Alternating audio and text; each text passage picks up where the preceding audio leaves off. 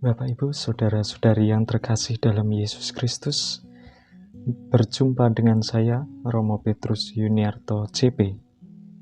Kali ini kita akan merenungkan bagaimana Yesus mengajar para murid-muridnya perumpamaan tentang garam dan terang.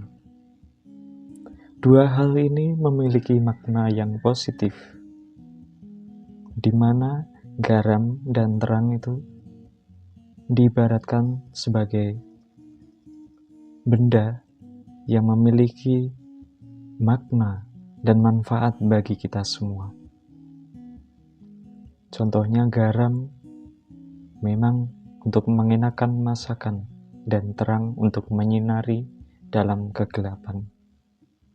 Tetapi kita perlu menggali lebih dalam makna dari garam ini.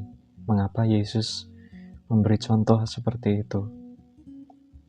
Kita mengambil makna yang positif dari dua hal ini, yaitu kebijaksanaan. Dalam kebijaksanaan itu terkandung kebaikan. Maka dalam kehidupan sehari-hari, kebutuhan untuk melakukan kebaikan itu merupakan suatu langkah di mana orang lain dapat merasakan kebaikan yang kita lakukan itu. Dan Bapak, Ibu, saudara-saudari yang terkasih, ketika kita mengingat orang yang lagi berkesusahan, orang yang masih memerlukan bantuan dan kita membantu, berarti kita mencoba melakukan apa yang diajarkan oleh Yesus itu.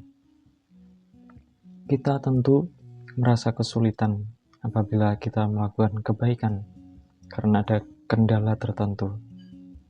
Tetapi sekecil apapun bantuan kita bagi orang lain itu sungguh-sungguh bermanfaat bagi mereka. Dan ini merupakan apa yang dikehendaki oleh Tuhan, di mana kita ketika melakukan perbuatan baik itu akan mencoba membiasakan diri untuk selalu ingat kepada ajaran yang Yesus berikan kepada kita. Saudara-saudari yang terkasih, kita tentu sedang menghadapi kesusahan.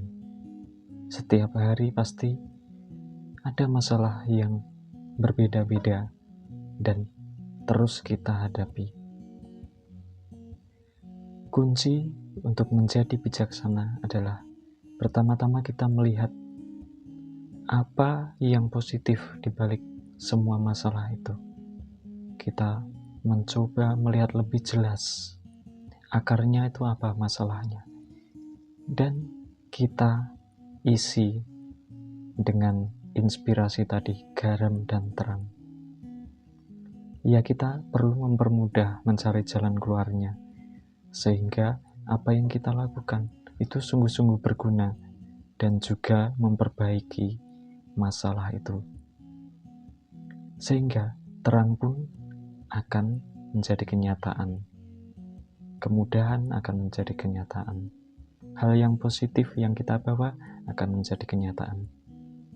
Ini merupakan suatu ungkapan dan tindakan kita yang nantinya akan membuahkan hasil, yaitu berupa kebijaksanaan yang akan terus kita pelihara setiap harinya. Melalui hal yang kecil kita dapat belajar.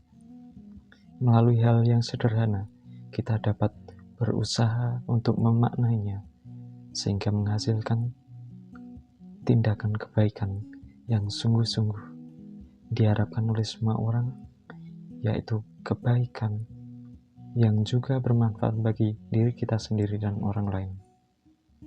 Saudara-saudari yang terkasih, Yesus Kristus bukan mengambil contoh ini secara mungkin kita anggap remeh kalau kita tidak mengertinya, tapi sungguh dalam bahwa makna garam dan terang ini nanti akan mengerucut kepada kebangkitan Yesus itu sendiri sebagai terang yang menyelamatkan Karena dari kebangkitan itu mengalir suatu keselamatan, dan juga dari kebangkitan kita melihat bahwa ada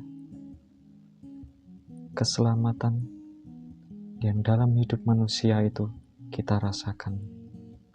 Contohnya ketika kita mengalami kesembuhan, itu bagian dari pertolongan Tuhan. Dan itu juga dasarnya adalah dari kebangkitan. Bapak, Ibu, Saudara-saudari yang terkasih dalam Yesus Kristus, kita sebagai manusia yang kerap kali melakukan tindakan salah, kita perlu belajar dari terang itu sendiri. Kita memang bisa saja bersembunyi dari terang, tetapi terang itu tetap bercahaya. Terang itu tidak akan redup karena Kristus sendiri sang terang itu. Saudara-saudari yang terkasih, semoga renungan kali ini sungguh meneguhkan iman kita. Amin.